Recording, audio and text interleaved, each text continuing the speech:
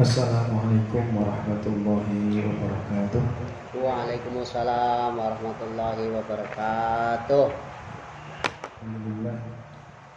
Alhamdulillah rabbil alamin wa bihi nasta'inu ala umuri dunya waddin wa ala alihi wa sahbihi ajma'in amma ba'du. Hadratan muhtaramah yang dimuliakan segenap para jamaah hadirin wal hadirat yang insyaallah sama-sama dimuliakan Allah Subhanahu wa taala.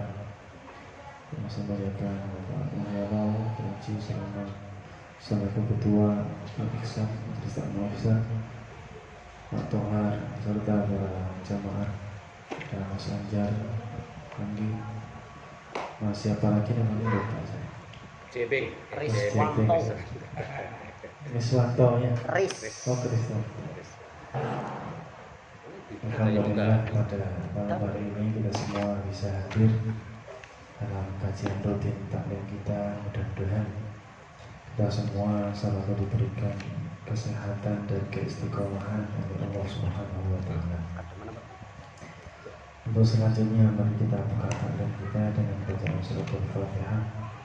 Kita niatkan mudah-mudahan dengan bacaan surat Al-Fatihah ilmu yang kita kaji pada malam hari ini Allah jadikan ilmu yang manfaat, ilmu yang barakah di dunia wal akhirah, serta mudah-mudahan dengan barakah surat Al-Fatihah kita semua, keluarga kita diberikan kesehatan, panjang umur, dijaga oleh Allah Subhanahu wa taala, serta apa yang menjadi hajat kita semua, baik hajat duniawi ataupun ukhrawi, urusan kita segalanya dimudahkan, dilancarkan dan dijabah oleh Allah Subhanahu wa taala. Amin.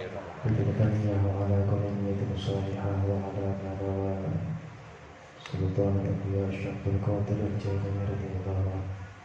Wa ila hadratin Nabi Mustafa Muhammadin sallallahu alaihi wasallam wa ala alihi wa ashabihi wa azwajihi wa dhurriyyatihi wa ahli baitihi wa khususan wa sallallahu fi hadha al-kitab للشيخ الإمام الشيخ سالم السنن الحضرمي ثم إلى حضرة الجمال في بلادي مصنفها محاشيها من أزل المنتهى ثم إلى حضرة إلى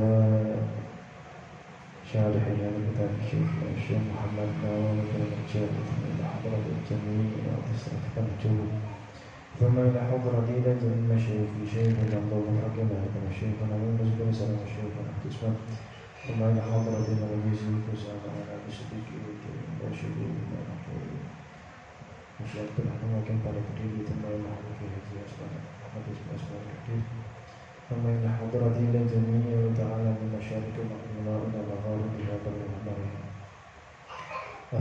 خصوصا إلى صلى الله عليه وسلم القاضي رضي الله عنه الشيخ الشبلي والشيخ الرافع الشبلي والشيخ القاسم التلميذ والشيخ الشيخ مصطفى الحسن البصري ثم إلى حضرة إلى سيد الشيخ سيد محمد بن الحسن ثم إلى حضرة ابن حبيب حسين بن عبد الرحمن الزبرباتا ثم إلى حضرة الحسن حقق ثم إلى حضرة إلى زوجة سالم الدولة ثم إلى حضرة إلى أبي المشهدي ثم إلى حضرة إلى جميع أرواح آبائنا وأمهاتنا وأجدادنا وجدادنا مشايخنا مشايخنا ولمن أحبنا ولمن أحسن إلينا ولذوي الحقوق الواجبة علينا شيء لله لنا ولهم الفاتحة.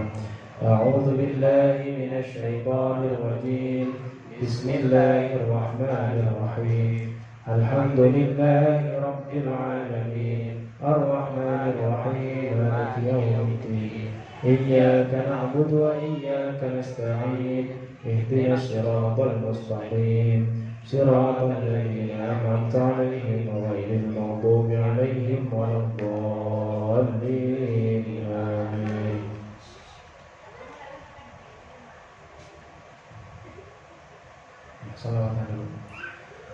اللهم صل وسلم وبارك عليه وعلى آله يا رب بالمصطفى بلغ مقاصدنا واغفر لنا ما مضى يا واسع الكرم يا رب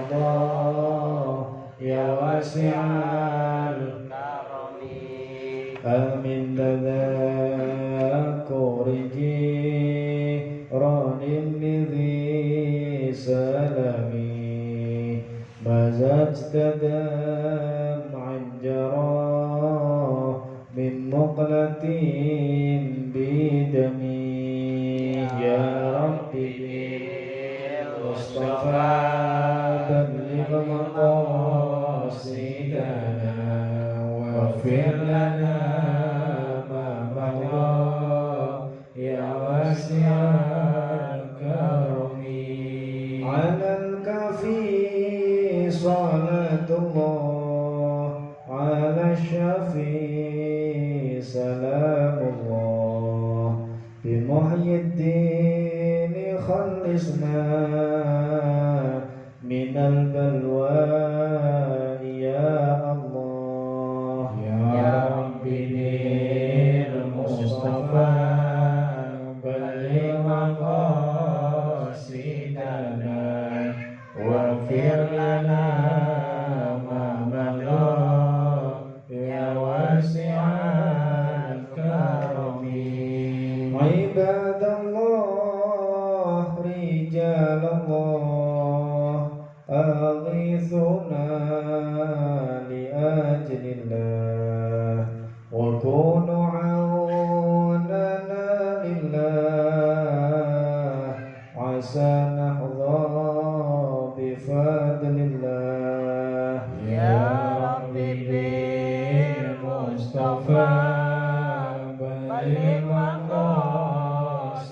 مقاصدنا واغفر لنا ما مضى يا واسع الكرم ويا أقطاب ويا أنجاب ويا سادات ويا أحباب وأنتم يا أولي الألباب تعالوا وانصروا لله يا ربي بالمصطفى بلغ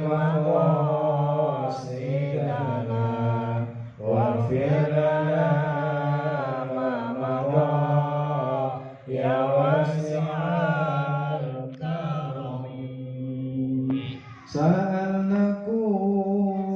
سألناكم وللزلفى رجوناكم وفي أمر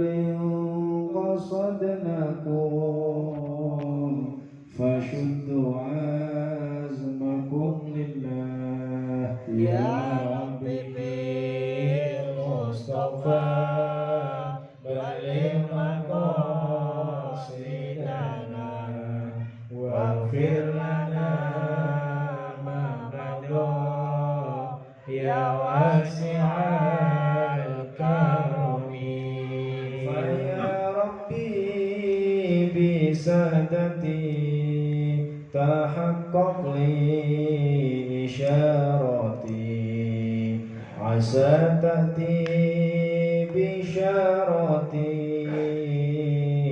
ويسفو وقتنا لله يا ربي بالمصطفى بلغ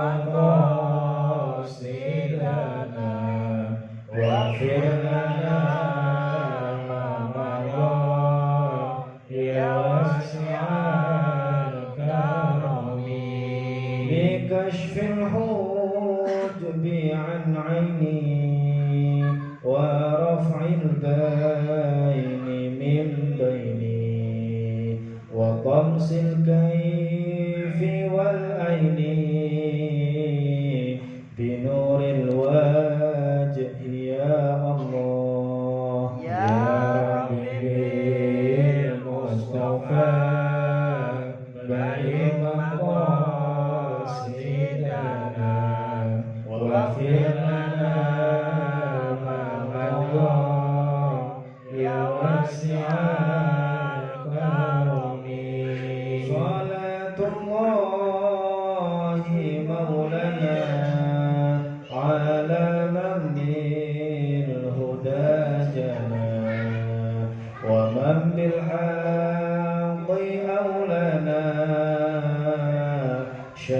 جميع الخلق عند الله يا ربي بالمصطفى بلغ مقاصدنا واغفر لنا ما مضى يا واسع الكرم خمسة أطفي بها حر الوباء الحاطمة المصطفى والمرتضى وابناهما وفاطمة يا ربي بالمصطفى بلغ مقاصدنا واغفر لنا ما مضى يا واسع الكرم يا الله بها يا الله بها يا الله بحسن الخاتمة يا الله بها يا الله بها يا الله بالتوبة والقبول يا ربي بالمصطفى بلغ مقاصدنا واغفر لنا ما مضى يا واسع الكرم اللهم صل وسلم وبارك عليه وعلى آله. Bismillahirrahmanirrahim. Kita lanjutkan. Sampai mana kemarin bahasan? uzur sholat Terakhir. ya, terakhir kemarin sampai itu, sekarang tinggal syarat sah.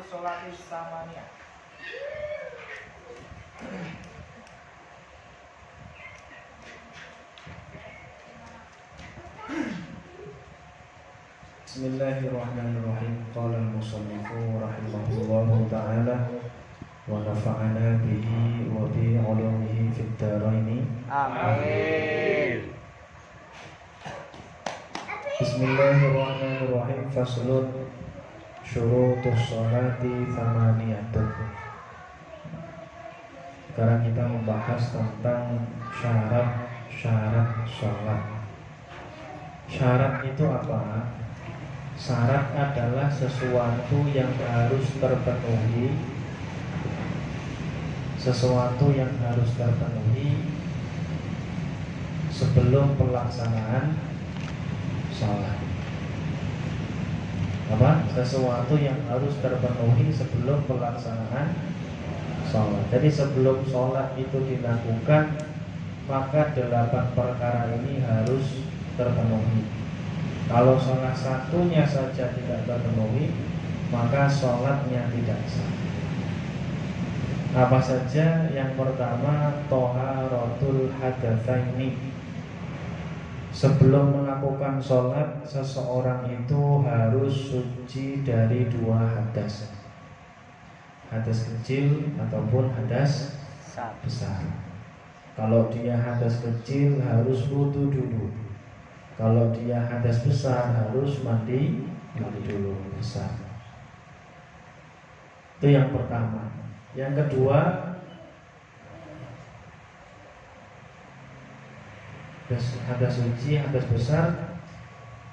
Wa taharatu 'anin najasah. Begitu juga harus suci ya dari najis. Apanya? Pakaiannya, fitsaubi, pakaiannya harus suci. Yang dikenakan harus suci. Mulai dari bajunya, kacamatanya, bajunya, kaos dalamnya, sarungnya, celananya, semuanya yang melekat di tubuhnya itu semuanya harus suci. Kotor tidak apa-apa, yang penting suci. Karena gak semuanya yang bersih itu suci dan gak semuanya yang kotor itu najis. Contohnya kaos dipakai 5 hari kena keringat terus kan kotor tuh, ya kan? Tapi masih suci, bisa dipakai untuk sholat karena keringat itu suci, ya kan? Atau sarungnya bersih, tapi ketika kencing kecipratan najis. Atau celananya, biasanya yang repot itu celana, kencing dengan berdiri kemudian nyiprat ke celananya. Nah, maka celananya bersih tapi najis, kan begitu, sehingga tidak bisa digunakan untuk apa? Sholat. Maka paling tidak ketika kita bersuci, dijaga jangan sampai celananya atau sarungnya atau bajunya ini terciprat oleh najis. Nah, itu. Kemudian kalau seumpama dia itu tidak ada air, kayak biasanya kalau kita ini sedang bepergian, apalagi kayak Pak Yono kemarin di luar negeri, susah. Kamar kecilnya nggak ada airnya, isinya cuma tisu buat istinja, pepet, itu juga bisa. Jadi istinja dengan menggunakan tisu itu juga bisa. Jadi ketika buang air besar atau buang air kecil dibersihkan dengan tisu. Tapi kan kemarin sudah kita bahas itu ya, syaratnya apa kita boleh istinja dengan batu atau tisu itu, yaitu najisnya tidak boleh berpindah, ya kan? Najisnya tidak boleh berpindah, najisnya tidak boleh bercampur dengan perkara lain, dan masih banyak lagi. Harus 3 kali, ya kan? Itu. Intinya sebelum sholat ini dia harus suci dari hadas kecil, hadas besar. Terus harus suci dari najis pakaiannya yang digunakan, yang melekat di tubuhnya harus suci. Wal badani, enggak hanya pakaiannya, tapi badannya juga harus suci. Kemudian wal makani, tempat yang digunakan untuk sholat juga harus suci. Itu. Kemudian selanjutnya yang ketiga adalah wasatrul aurah. Wasatrul aurati, menutup apa? Aurat. Wasatrul aurati, dan menutup aurat. Ya, auratnya ini harus tertutup. Satrun itu dari kalimat apa Mas Enda? Ingat gak? Fi'il madinya apa? Fi'il madinya? Hah? Sataro. Coba tasrif. Ada yang mulai belajar kan tasrifan di sini selain Anda? Belum. Belum. Kayak sataro, yasturu, satra, terus bahwa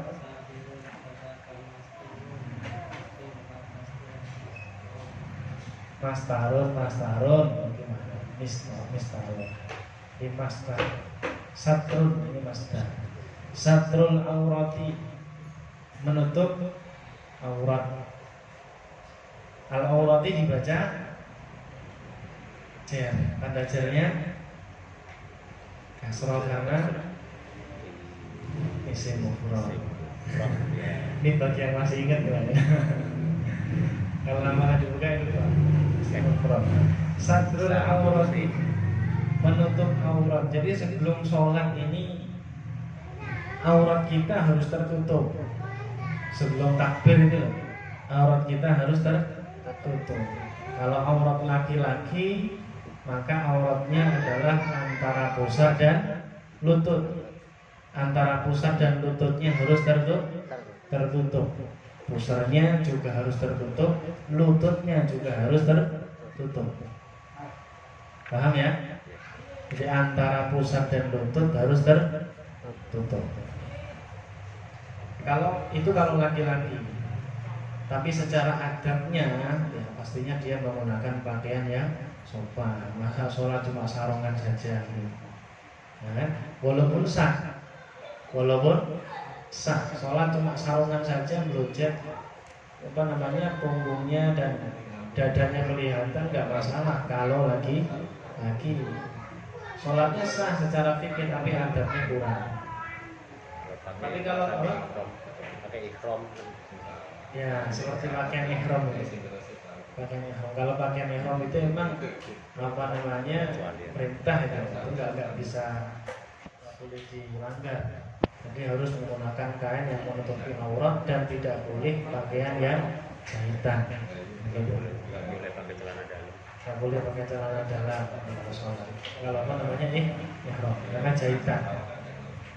Kemudian kalau perempuan maka seluruh tubuhnya, kalau perempuan seluruh tubuhnya adalah aurat, mulai ujung kepala sampai ujung kaki semuanya aurat ketika sholat ya, kecuali muka dan telapak tangan. Yang sering perempuan lupa itu biasanya muka itu kan gini loh. Muka itu ukurannya adalah antara mana bitis syari ilal bakoni sampai jambut. Ini ukuran muka ya. Ini panjangnya, lebarnya dari sini, dari pentil kuping kanan sampai pentil kuping kiri. Jadi kalau orang itu perempuan sholat, biasanya yang sering kelupaan kalau diperhatikan itu sininya. Kadang mukenanya agak melembrek, dia tidak dirapatkan, dijideti kalau biasanya. Nah, apa? Ada karetnya. Kalau sama dulu dijideti, pakai jitet. Biar apa? Biar ini agak melembrek, karena ini masih aurat. Bawah dagu ini aurat ini bagi perempuan. Kalau perempuan nanti apa namanya ininya mukenanya itu di depan dagu sini. Kemudian biasanya sama rambutnya ini kalau bisa pakai daleman rambut yang apa namanya bisa bulat gitu untuk menutup apa namanya rambut yang ada di kepala.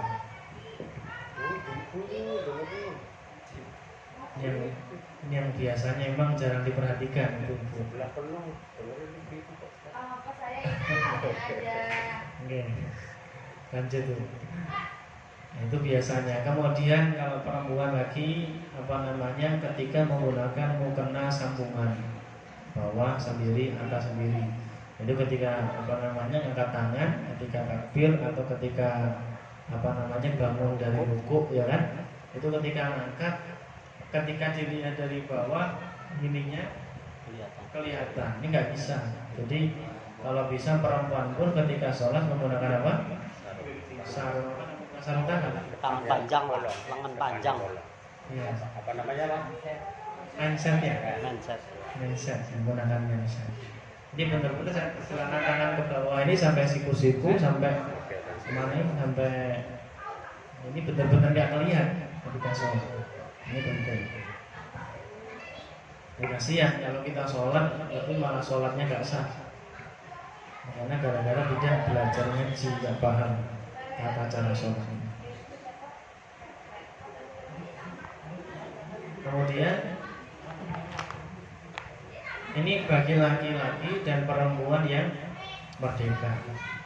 Tapi bagi perempuan yang budak, maka auratnya antara pusar dan tutup ketika sholat. Dan harus ditutup dengan apa? Dengan sesuatu yang bisa menutupi launal basyarah. Launal basyarah itu adalah warna kulit. Dia menutup anggota tubuhnya tapi pakai plastik, dia tembus. Nah, itu namanya tidak nutup karena itu. Apa namanya transparan, itu enggak sah. Atau dengan kain yang tipis sehingga kulitnya kelihatan, itu juga sama, enggak bisa. Baju jarang-jarang gitu. Jadi dengan kain yang tipis.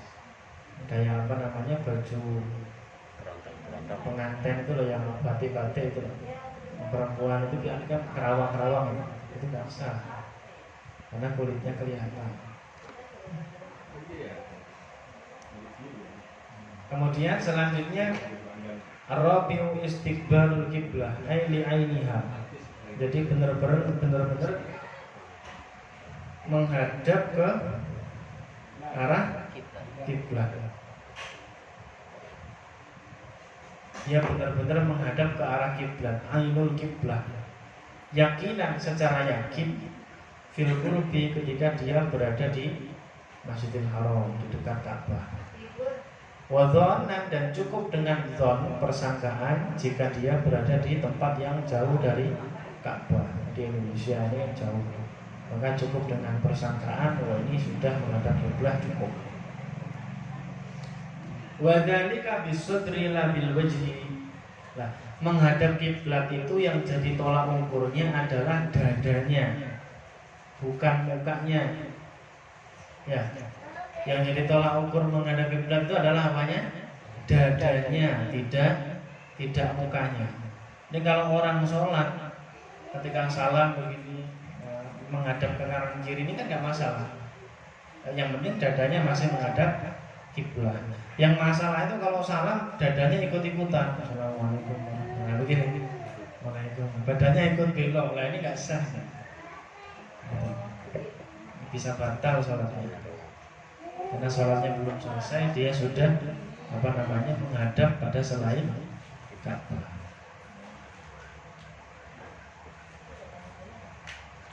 Dalilnya apa? Dalilnya firman Allah, fawalli wajhaka syatral masjidil haram ay fastaqbil bidalika fis sholati qasdahu wajhatahu. Itu. Tapi boleh seseorang itu ketika sholat tidak menghadap kiblat.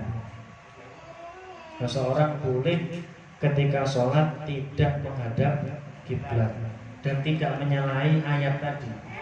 Yaitu ketika apa? Ketika dalam dua keadaan.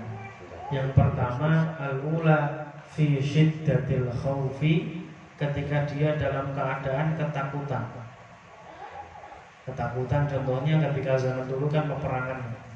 Ya kan? Peperangan, kita sedang sholat, tengah-tengah sholat kita diserang. Maka kita boleh lari atau berperang sambil sholat. Jadi perangan sambil baca Fatihah. Itu nggak apa-apa. Jadi menghadap kemana saja nggak apa-apa. Ketika dia dalam keadaan syiddatil khauf.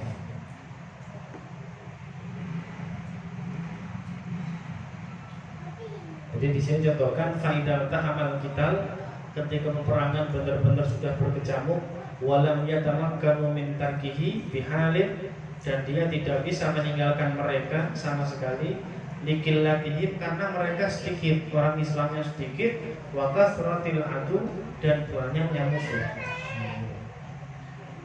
Awistabdal khawfu walam yatahimul kital walam yakmanu ayyarkabal adu wa aktafuhum walau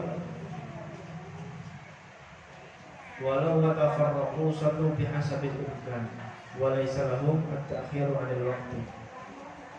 Sama saja walaupun peperangan belum berkecamuk, tapi mereka tidak aman dalam keadaan musuh sudah mulai mendekat, maka dia sudah boleh untuk lari kemana-mana untuk menyelesaikan sholatnya dulu. Dia nggak boleh lari dari peperangan. Itu yang pertama. Keadaan yang kedua yaitu al-hala ats-tsaniyah fi an-nafilah fi safaril mubah, yaitu ketika seseorang sedang melakukan sholat sunnah fi safaril mubah, di perjalanan yang mubah, perjalanan yang tidak diharamkan. Kalau perjalanannya ke tempat maksiat, maka itu nggak boleh sholatnya di atas kendaraan. Tapi sholat sunnah ya. Kalau sholat wajib harus menghadap kiblat, kecuali syiddatil khauf tadi. Tapi kalau sholat sunnah ini dia tidak menghadap kiblat tidak masalah. Tapi ketika dia dalam keadaan di atas kendaraan, mau berangkat ke kantor, sepeda motor starter gereng-gereng, Allahu Akbar berjalan, apa? Sholat duha sambil jalan berangkat ke kantor itu boleh-boleh saja. Yang penting auratnya tertutup. Kalau di kendaraan sholat wajib tidak bisa. Kalau sholat di kendaraan, karena menghadapnya nanti kemana-mana. Kalau sholat wajib harus menghadap kiblat. Kalau sholat sunnah, kecuali yang syiddatul khauf tadi, Sidatul Iya, Oh. kan daripada peperangan. itu yang peperangan atau keadaan yang Kalau benar-benar. lagi posisi di pesawat gitu, Dan kalau pesawat sholatnya nggak sah. nggak sah, harus di pojok lagi. Iya harus diperhatikan. Kenapa? Karena pusaka Allah itu mengatakan waja'altul arda masjidah. Saya jadikan bumi itu adalah masjid. Nah, kalau pesawat kan nggak nempel di bumi. Dia harus tetap di pojok. Jadi harus nempel di. Tapi tetap harus dikerjakan atau gimana ya? Sholatnya dihormati waktu itu pun masih khilaf di antara para ulama. Tapi ya nggak apa-apa untuk kehati-hatian tetap sholat dihormati waktu, hormat waktu. Jadi kita tetap sholat kalau zuhur ya sholat zuhur 4 rakaat seperti biasa. Tapi nanti ketika sudah sampai tanah digodok lagi. Jadi sholat di atas tuh untuk menggugurkan agar dia nggak berdosa karena sholatnya nanti dilakukan di luar waktu. Nah gitu. Untuk menggugurkan dosanya. Jadi biar nggak dosa.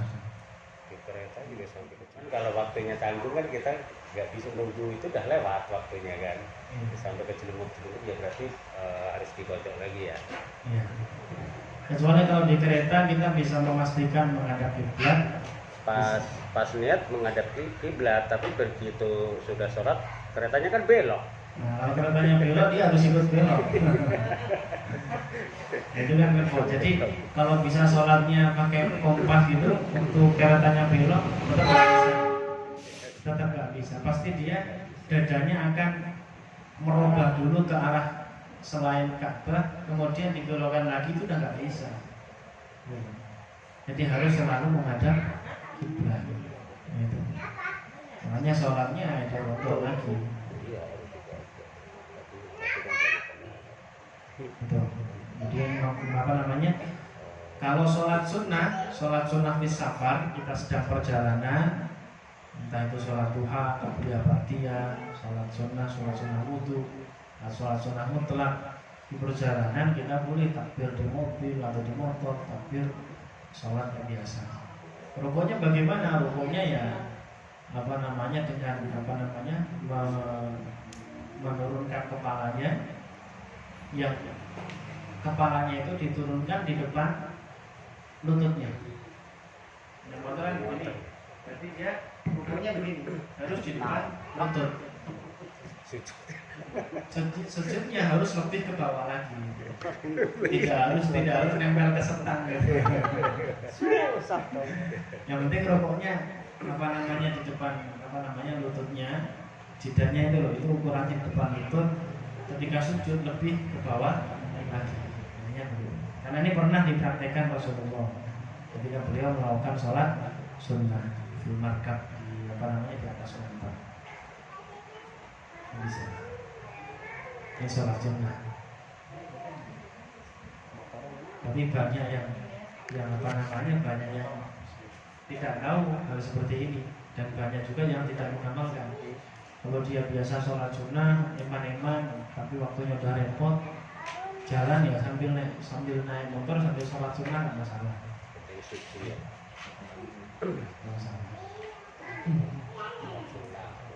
Sholat sunnah ya, kalau sholat wajib nggak bisa.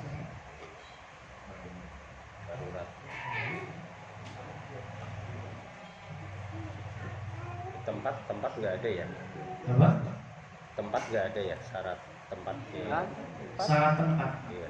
Tempat di mana saja, yang penting jangan tempat yang najis. Jangan di kamar mandi, itu kan najis, tempat buang najis. Jangan. Tempatnya di mana saja bisa.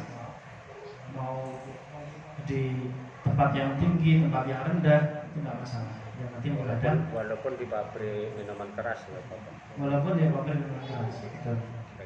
Penting sholat. Kemudian syarat yang kelima ya, 1, 2, 3, 4. Yang kelima adalah wadhuhulul wakti. Sholatnya harus sudah masuk waktunya sholat. Karena dalam ibadah sholat itu yang pertama harus sesuai dengan kenyataan. Maksudnya sholatnya itu memang benar-benar sudah di dalam waktunya. Yang kedua, dia harus yakin bahwasanya sholatnya itu dilakukan di dalam waktunya. Yang pertama, dia harus yakin sholatnya di dalam waktunya. Yang kedua, faktanya memang benar-benar sholatnya di dalam waktunya. Ini harus waktu. Soalnya ada orang yakin sholatnya sudah dalam waktu, tapi ternyata faktanya ternyata belum masuk waktu, kan mungkin saja terjadi. Nah, ketika dia sudah sholat ternyata baru dengar adzan, berarti sholatnya tadi nggak sah, walaupun sudah yakin masuk waktu sholat. Atau dia sholat, dia melakukan sholat tapi nggak yakin ini sudah masuk waktunya sholat, tapi dia main sholat aja. Dia nggak yakin kalau sudah masuk waktunya sholat, walaupun faktanya sudah masuk waktunya sholat, sholatnya nggak sah karena nggak yakin. Paham ya? Bang. Ini bedanya ubudiyah dengan muamalah. Kalau muamalah yang penting faktanya, bukan keyakinan. Contohnya apa? Contohnya begini. Mas Tohar main ke Pak Yono. Pak Yono udah nyiapin mobil buat Mas Tohar, gitu ya kan? Seumpama ini contohnya. Amin. Disiapin mobil. Ini Pak Yono bilang ke Bu Imam, Bu ini buat Mas Tohar ya. Gitu seumpama. Amin gitu. Amin. Udah 2 kali deh. Ya udah, ini mau pulang tahunnya kan gitu. Akhirnya Pak Tohar ke sana. Nah kebetulan Pak Tohar ini mau pergi, pinjem mobil Pak Yono. Saya pinjem mobilnya, ya dipakai. Akhirnya di tengah jalan mobilnya dijual sama Tohar. Ya dijual, enggak izin Pak Yono, dijual. Tapi faktanya mobil itu sudah diberikan sama Pak Tohar, cuma jenengan nggak tahu. Faktanya mobil itu sudah dihak milikkan ke Pak Tohar, tapi Pak Toharnya nggak tahu kalau itu sudah milik dia.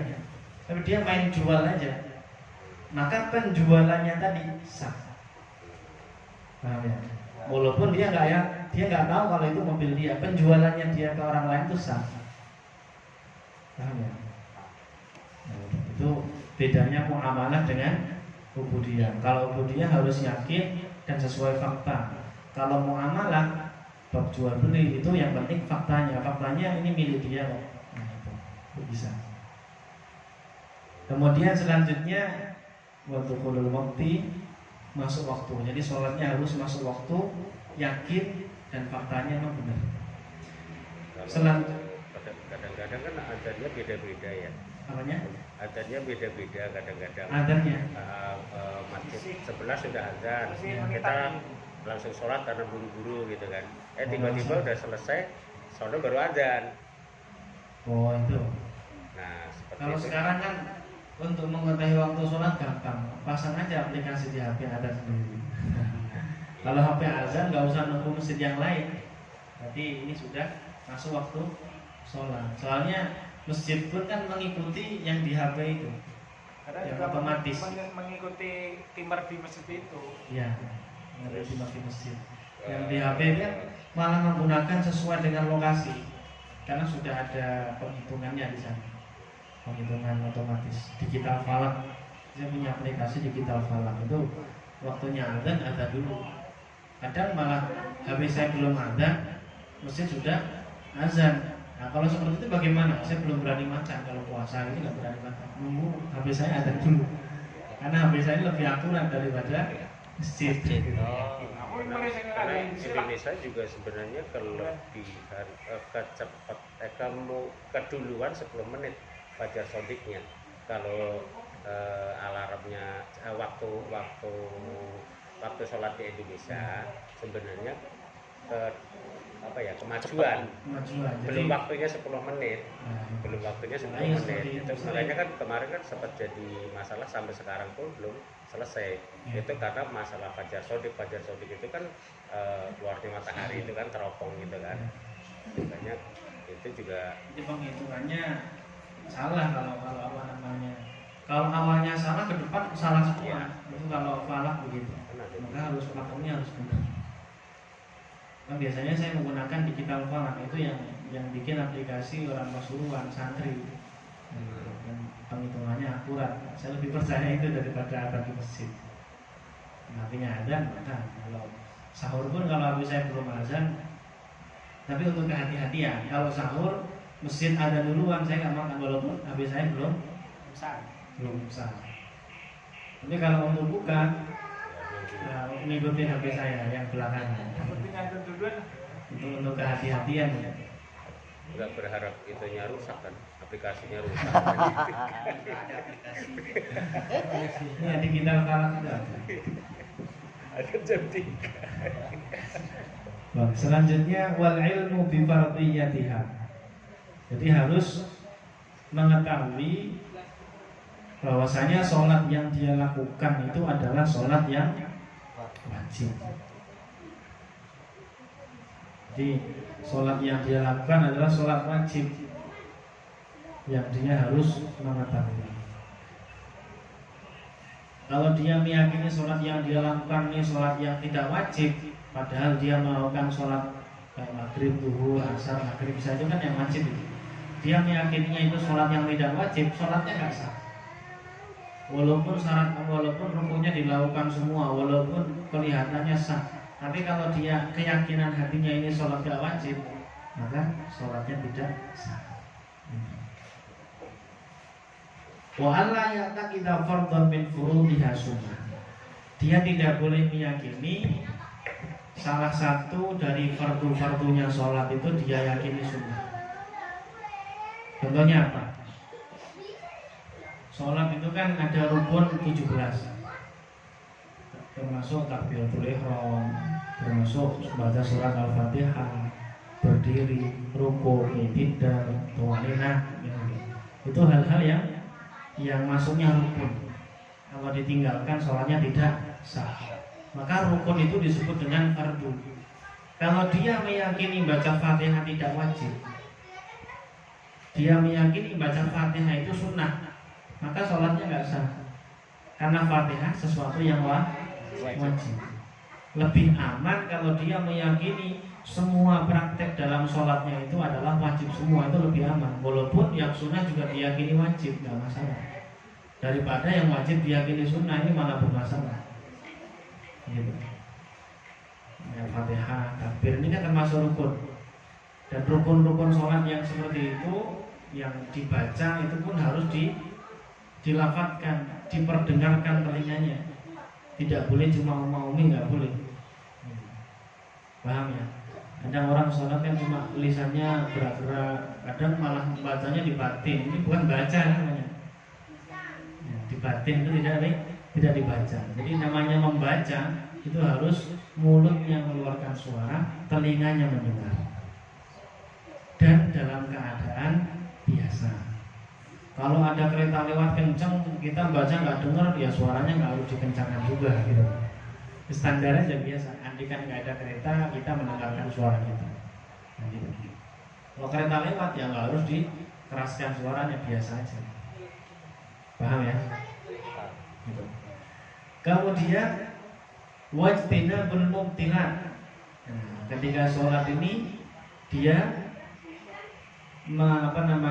menjauhi perkara hal-hal yang bisa membatalkan sholat. Hal-hal yang bisa membatalkan sholat ini dia harus jaga. Jangan sampai ketika dia sholat malah dia melakukan suatu hal yang membatalkan sholat. Termasuk buang angin, itu kan yang membatalkan sholat. Maka dia harus ijtinab, dia harus menghindari itu. Berarti harus ditahan. Paham ya? Kalau sholat wajib, maka dia wajib menahan buang angin. Kalau sholat sunnah, dia sunnah menahan buang angin. Ketika salam pun, kalau baru salam pertama, assalamualaikum warahmatullahi wabarakatuh, maka jangan dilanjut salamnya yang kedua. Kalau dilanjut salam yang kedua, batal sholatnya. Kalau nggak salam malah sah. Yang kedua. Karena salam itu rukun. Salam yang pertama ya itu rukun. Kalau tidak melanjut salam yang kedua, sah. Dan memang harus seperti itu, jangan dilanjut. Kalau dilanjut malah batal sholatnya. Paham ya? Kalau keterucut pun juga batal ya. Udah ditahan nih. Keterucut pun ketika dia sudah mengucapkan assalamualaikum tidak masalah. Kalau belum nggak tahan salatnya. Udah ditahan-tahan. Makanya kalau kita sholat itu, kalau lapar makan dulu. Kalau ngantuk tidur dulu, jangan sholat dulu. Ya kan? Kalau ngantuk tidur dulu. Kalau lapar makan dulu. Kalau pengen buang air besar, buang air kecil, selesaikan dulu itu. Kenapa? Karena sholat itu butuh ketenangan, ketenangan jiwa, kekhusyuan. Kekhusyuan itu tidak akan bisa kita dapatkan kalau kita lapar depannya makanan. La sholat tapi hadratit ta'am. Makruh kita sholat itu depan kita makanan dan kita lapar. Nah itu, ya kan? Lebih baik makan dulu baru sholat. Karena kalau kita udah makan, perut udah kenyang, jiwa tenang, sehingga pikiran sudah nggak kesini, ya kan? Pikiran diajak ke Gusti Allah itu lebih mudah, walaupun sulit. Paham ya? Mudah tapi sulit. Lebih mudah walaupun itu sulit. Dan dibanding dengan sholat dalam keadaan lapar, gitu ya. Soalnya kalau sholat lapar pasti pikirannya ke sini. Tapi kalau udah makan malah pikirannya tinggal sakit perut. Kalau habis makan sakit perut, ya enggak juga loh. Kalau sakit perut kan buangan besar ya diselesaikan dulu juga maksudnya. Makan, Nggak ada habisnya juga. Udah lapar lagi. intinya diselesaikan dulu, semua hajatnya diselesaikan dulu. Ketika sholat benar-benar hati kita kosongkan sehingga kita bisa khusyuk. Untuk menuju ke khusyuk itu lebih mudah dibanding sebelum kita makan, sebelum kita buang hajat, itu lebih susah khusyuknya biasanya. Tapi kalau untuk waktu yang sedikit kayak sholat maghrib gitu, yang waktunya emang sempit gitu, Makan dulu. tetap boleh gitu. Makan dulu. Ya, kadang-kadang menikmati makan dulu. Jangan ketinggalan, gampang. Zaman Tinggal panggil siapa itu, tak beli nasi goreng aja mau saya gitu. Ya kan? Model gitu. Nah, biasa ya, kadang jamaah ketinggalan kalau di pondok atau santri, teman saya bantuin saya jamaah. Dia udah sholat, nggak masalah sholat lagi. Diajak. Kalau nggak punya santri yang bayar.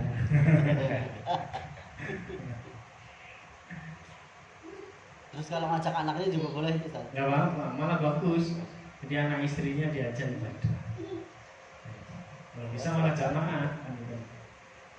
Jadi suaminya ke masjid sholat jamaah, kemudian nyampe rumah jamaah lagi sama istrinya, nggak masalah, nolongin istrinya biar jamaah. Ila taj'alul buyutakum al-maqabir. Jangan jadikan rumah itu kuburan. Maksudnya jadikanlah untuk digunakan sholat, baca Quran.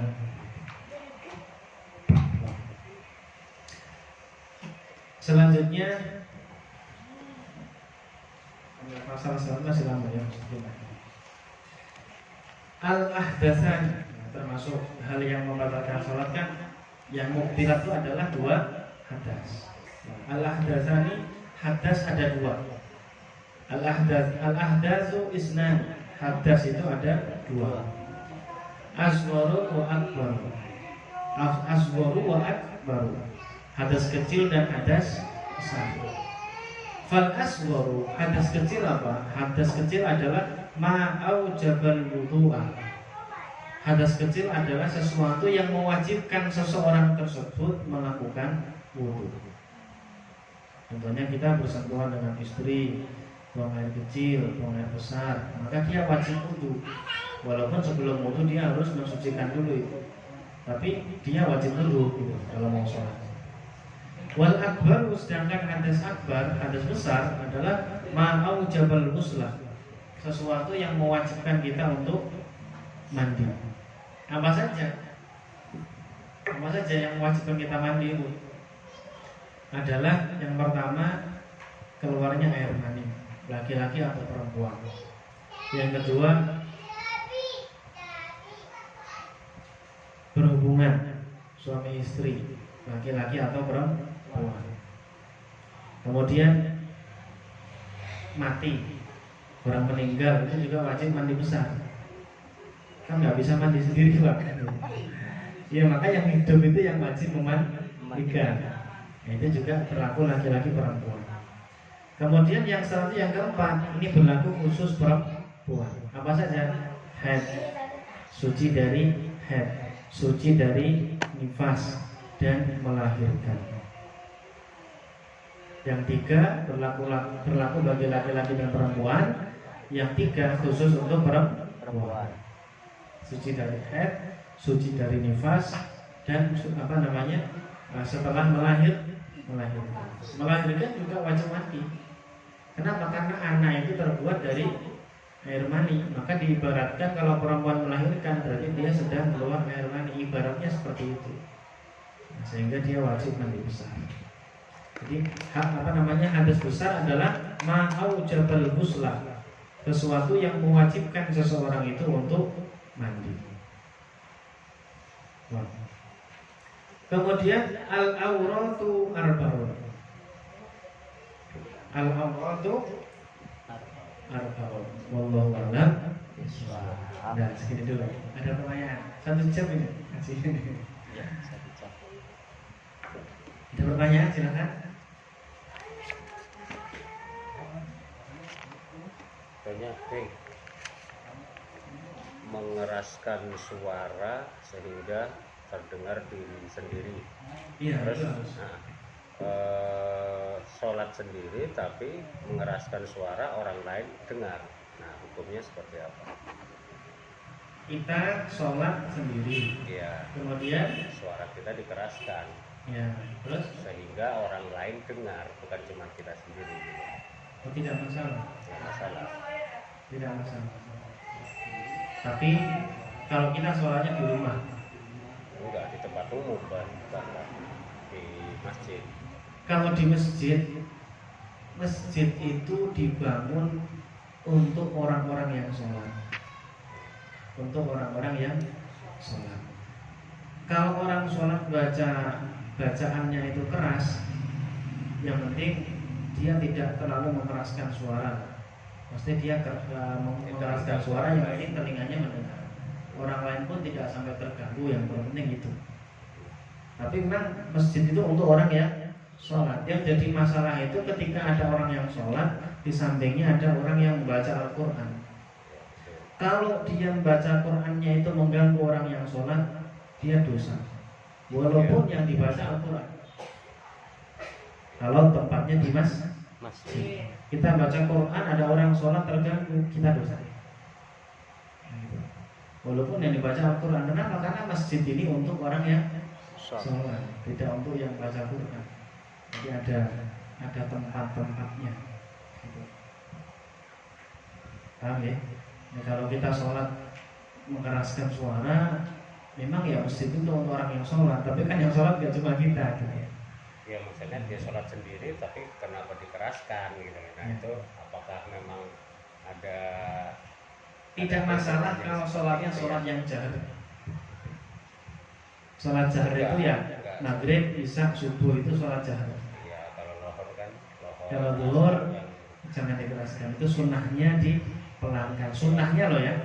ya, Kalau dikeraskan pun, kalau suaranya dikeraskan pun juga tidak batal gitu. nggak batal ya. Tidak batal. Cuma dia kok tidak mendapatkan pahalanya memelankan suara. Karena israr fil dhuhri wal asri itu sunnah. Jahar fil maghrib wal isya wa subh itu sunnah. Kalau dipelankan sholat maghrib memelankan suara, ya dia berarti tidak mendapatkan pahala mengeraskan suara. Tapi kalau sholat asar tapi dia dikeraskan sehingga jamaahnya pun ikut amin, berarti tetap sah. Tetap sah. Tetap sah tapi tidak dapat pahala jahar. Memelankan suara. Dan umumnya mendapatkan kesunahan membaca amin. Malah dapat. Soalnya apa? Kalau makmum mendengar bacanya imam, lebih baik dia mendengarkan walaupun bacaannya imam pelan, karena depannya pas speaker di sini, gitu. Ada mau pelan juga nggak bisa, tetap aja maunya kedengeran. Kalau maunya dengar, imamnya orang boleh jawab saja karena ada hadisnya itu, lupa hadisnya. Orang yang makmum yang aminnya itu bersama dengan aminnya imam, maka bersama dengan aminnya para malaikat. Keduanya mustajab. Karena di kampung itu ada beberapa tempat yang asar pun dia seperti sholat subuh, seperti sholat maghrib. Itu dikeraskan. Pernah ngalamin seperti itu. Itu bid'ah. Bid'ah yang makruh. Bid'ah kan ada bid'ah wajib, ada sunnah, ada jawaz, ada makruh. Kanjeng Nabi kan enggak, sholat zuhur dan asar itu dipelankan suaranya. Maksudnya bid'ah itu ya. Maksudnya bid'ah, bid'ah yang makruh, enggak sampai haram. Nah, dia tapi tidak sampai enggak sah kan sholat. Tidak, tetap sah sholatnya. Jadi untuk mengukur sah dan tidaknya sholat itu ketika dia melakukan 8 syarat ini dan melakukan semua rukun-rukun sholat. Kalau itu semua dilakukan pasti sholat sah secara fikih. Secara fikih. Tapi kalau kita pengen tahu sholat kita diterima, pengen tahu nggak? Kalau pengen tahu itu ada di kitab Sulam Taufik, itu ada apa namanya, alamatul qabul wa rad. Jadi ada tanda-tanda sholatnya diterima sama Allah itu ketika dia yang pertama dia gantungkan niatnya itu lillahi ta'ala. Itu yang pertama. Walaupun dalam sholat itu kan macamnya ada 3. Ada sholat wajib, ada sholat sunnah muakkad, ada sholat sunnah mutlak. Sholat wajib ya subuh, zuhur, asar, maghrib, isya. Sholat sunnah muakkad gerhana, Idul Fitri, Idul Adha, duha, witir, itu muakkad namanya. Yang di waktu-waktu. Kemudian yang terakhir sholat sunnah mutlak. Sholat sunnah mutlak ini nggak ada waktunya. Kapanpun kita bisa melakukan, yang penting tidak di waktu-waktu yang haram. Pada subuh dan pada asar itu nggak boleh. Paham ya? Dan istiwa, ketika matahari pas pancer di tengah-tengah apa namanya di atas, itu namanya istiwa, itu nggak boleh 3 waktu itu. Selain itu boleh sholat sunnah berapapun sah sholatnya. Ketika sholat wajib itu niat yang wajib disebutkan dalam hati, bukan diucapkan. Yang wajib disebutkan di dalam hati itu ada 3. Contohnya sholat wajib subuh ya, maka harus adanya qasdu. Qasdu itu kesengajaan. Ini orang gerak, berdiri, ruku, sujud, ini sholat apa olahraga kan begitu. Maka harus ada kesengajaan sholat di sana. Maka dalam niat itu ada kalimat usolli, saya sholat, itu namanya qasdu. Kemudian yang kedua adalah niyatul fardhu, niat akan kefarduannya, usolli fardhu. Kemudian yang terakhir, yang ketiga, menjelaskan sholatnya sholat apa? Subuh, zuhur, asar, maghrib atau isya. Usolli fardhu subuhi. Nah, ini yang wajib. Kalau kita niatnya 3 ini maka cukup. Paham ya? Maka 3 ini niat kita sudah sah. Tapi kalau dia sholatnya pengen mengikuti orang, sholatnya dia pengen mengikuti gerakan orang lain yang di depannya, maka dia wajib menambahkan lagi makmuman. Hanya itu, sholli fardhu subuhi makmuman. Tapi kalau imam tidak wajib niat jadi imam, walaupun dia sholatnya di pengimaman, sholli fardhu subuhi pada alillahi ta'ala, nggak niat jadi imam, makmumnya niat jadi makmum, nggak masalah. Makmumnya dapat pahala 27 derajat, imamnya dapat 1 karena tidak niat jamaah. Paham ya? Kecuali sholat Jumat. Kalau sholat Jumat imamnya wajib niat jadi imam, makmumnya wajib niat jadi makmum. Sholat Jumat. Kemudian apalagi sholat sunnah yang muakkad. Sholat sunnah muakkad itu kayak sholat duha.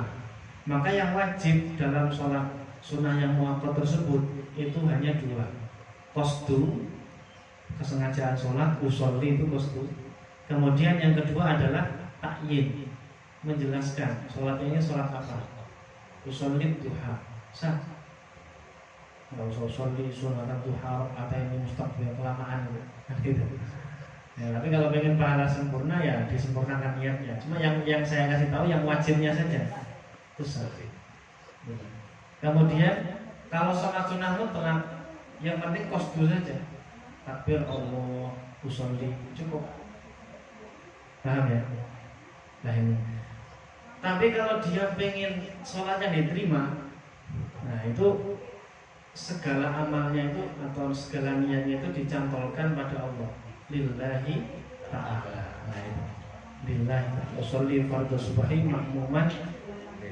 Usolli fardhu subhi makmuman lillahi ta'ala. Itu satu. Agar ibadahnya ini benar-benar niat karena Allah. Karena orang itu niatnya kan macam-macam. Ada orang sholat niatnya biar dianggap orang ahli ibadah. Ada orang yang sholat pengennya digosokin jidat biar dianggap orang ahli ibadah, jidatnya hitam. Ada yang orang sholat itu ya pantas-pantasan lah, gak enak kalau nggak sholat. Maka penting itu lillahi ta'ala itu penting. Jadi agar kita ini ibadahnya benar-benar murni karena Allah. Yang pertama. Kemudian yang kedua, makanannya, pakaiannya, dan tempatnya harus halal. Kalau tadi kan suci. Nanti kalau tasawuf ini harus halal. Halal bagaimana? Apa yang dia makan itu harus dari hasil yang halal. Apa yang dia pakai, pakaiannya itu juga harus dari hasil yang halal. Bukan pakaian beli bekas, hasil dari uang korupsi, tidak. Kalau uang hasil korupsi kan suci tapi haram, gitu loh, paham ya? Jadi harus halal. Nah ini gasap, tidak tempat gasap. Ya, kita sholat di tempat orang lain tanpa seizinnya itu juga gasap kan? Ya, kecuali kalau kita di tempat daerah kafir kayak kemarin, kayak kan di sana nggak ada orang Islam sama sekali, masjid nggak ada, nggak sholat di mana aja nggak masalah. Bahkan tempat itu sangat senang sekali kita sholat di atasnya. Karena apa? Tempat yang kita gunakan sholat itu besok di akhirat akan bersaksi. Dan bersaksi di hadapan Allah, berkata, ya Allah saya di tempat di sholat si fulan, kan bersaksi. Jadi pada waktu itu dimana itu al-yawma nakhtimu ala afwahihim wa tukallimuna aydihim wa arjulihim, gitu ya. Pada hari itu mulutnya dilakban, nggak bisa ngomong, tapi semua anggota tubuhnya pun ikut ngomong. Matanya, ya Allah saya digunakan dulu ketika di dunia digunakan baca Quran, ngomong matanya. Ada yang ya Allah dulu ketika di dunia saya dibuat ngincengin orang, nah itu juga matanya ngomong bisa. Nah itu beneran. Oh, niat sholat, kalau sholat mutlak ya sunnah, bukan mutlak, sholat sunnah gerhana gitu kan biasanya kan jamaah. Kalau di daerah biasanya kan jamaahnya yang mungkin belum pernah sholat gerhana dan nggak tahu niatnya seperti apa. Nah niat imamnya kan bolak-balik ngajari nanti niatnya seperti ini jamaah. Nah terakhir ngajarin nggak nyantol nih, ya sudah gini aja, pokoknya sholat sunnah seperti niatnya imam. Nah seperti itu sah atau enggak? Bisa. Jadi jamaahnya seperti yang kemarin di Arab pun juga gitu ya. Nah, dia ajarin yang jamaahnya dia diajarin kok nggak mudeng-mudeng, nanya terus sementara kan waktunya sudah mau habis. Sudah gini aja, pokoknya niat sholat seperti niatnya imam gitu, suruh seperti itu. Nah itu hukumnya bagaimana? Itu bisa. Sah juga. juga. Sholat jenazah itu biasanya usolli ala man shalla alaihi imam. Karena kita nggak tahu yang disolati imam siapa, akhirnya dia sholat. Saya nyolati orang yang disolati imam. Jadi kadang ngeling-ngeling ingat-ingat kan apa susah, waktunya udah keburu habis. Sah Oh juga iya, ya. saya pengen nyampein ini tadi. Ya, baru itu. Pengen nyampein ini. Jadi besok kan di akhirat itu semua akan bersaksi, entah itu mata kita, tangan kita, kaki, semuanya akan bersaksi di hadapan Allah. Kalau digunakan maksiat akan berkata jujur, kalau digunakan kebaikan juga akan mengatakan yang jujur. Termasuk kaki jenengan, mata jenengan semua hari ini hadir di majelis ini juga nanti akan bersaksi. Alhamdulillah. Tempat yang kita tempati. Tapi kalau kita melakukan maksiat, nah ini yang repotnya ada saksinya, gitu. Ada saksinya. Maka kita bisa terlepas dari dosa-dosa itu. Penting. Yang terlepas dari dosa-dosa itu, caranya bagaimana? Caranya yang pertama ada keterangan at-bi'is sayyi'atal hasanata tamhuha. Ini hadis. Kalau pengen dosanya dihapus, maka ikutilah keburukan itu dengan kebaikan. Nah, setelah kita melakukan keburukan, cepat-cepat disusul dengan kebaikan. Kemudian apa lagi? Kemudian selanjutnya adalah yang bisa menghilangkan dosa kita, taubat. Taubat itu juga bisa menghilangkan dosa kita. Jadi kita melakukan dosa, kemudian kita langsung melakukan kebaikan. Itu yang pertama.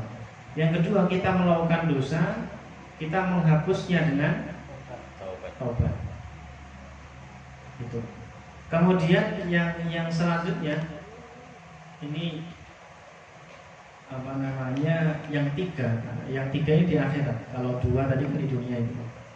Yang tiga itu bisa dihilangkan adanya di akhirat.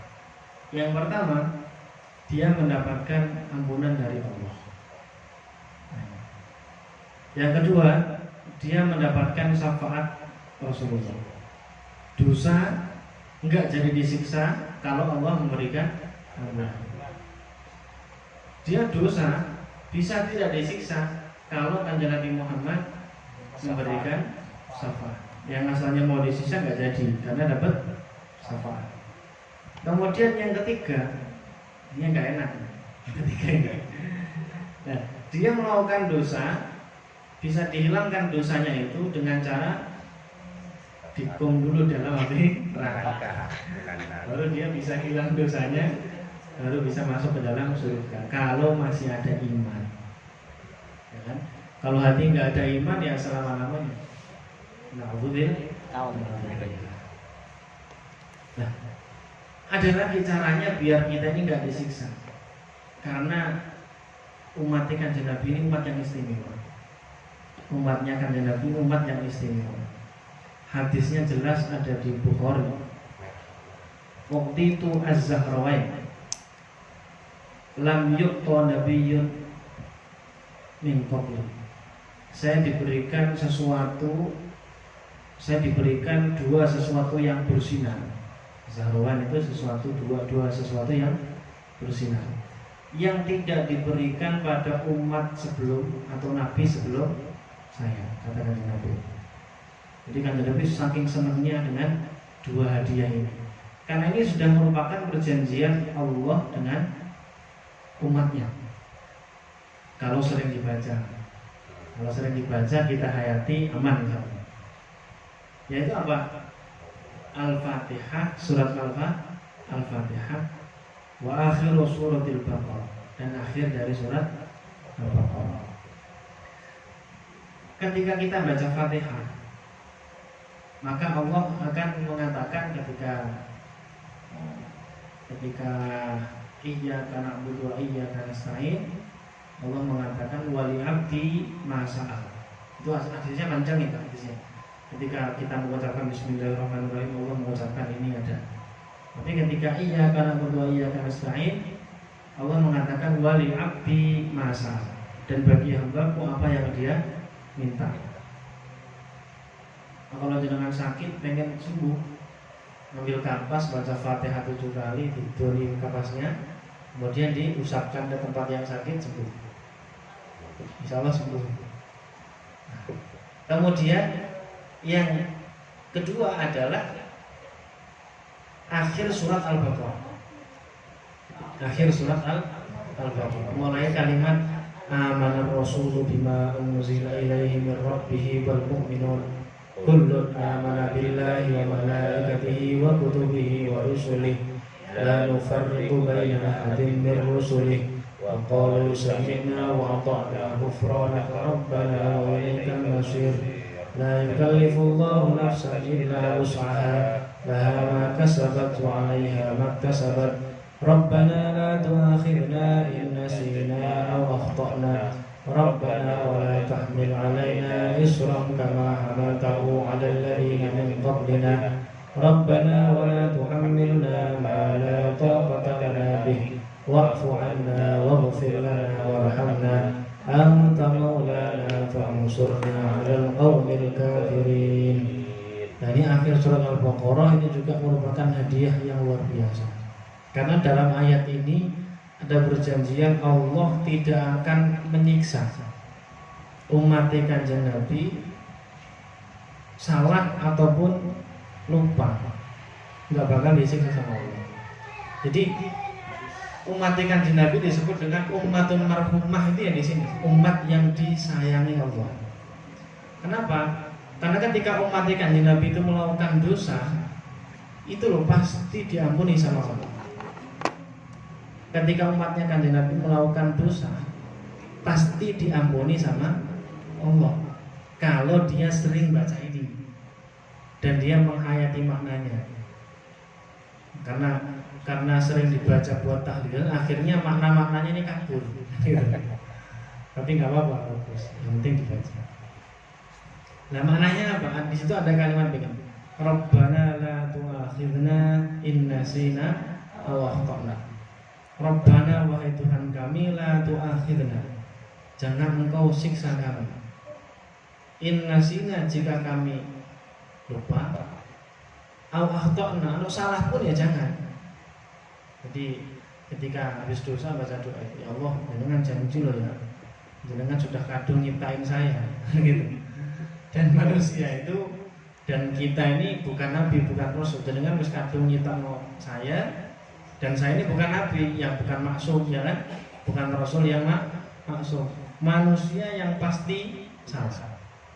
Manusia yang pasti salah.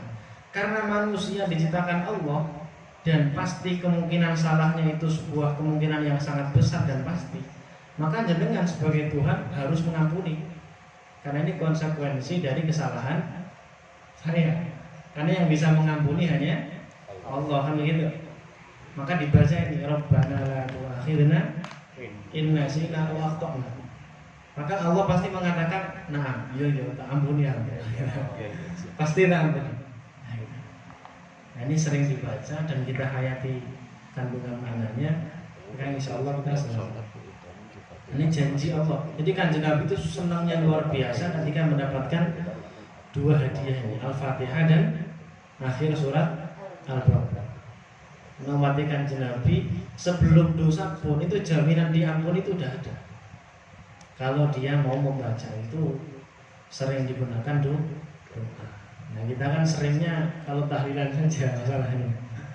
Jadi kalau di pondok di Langitan itu setiap selesai sholat dibaca. Setiap selesai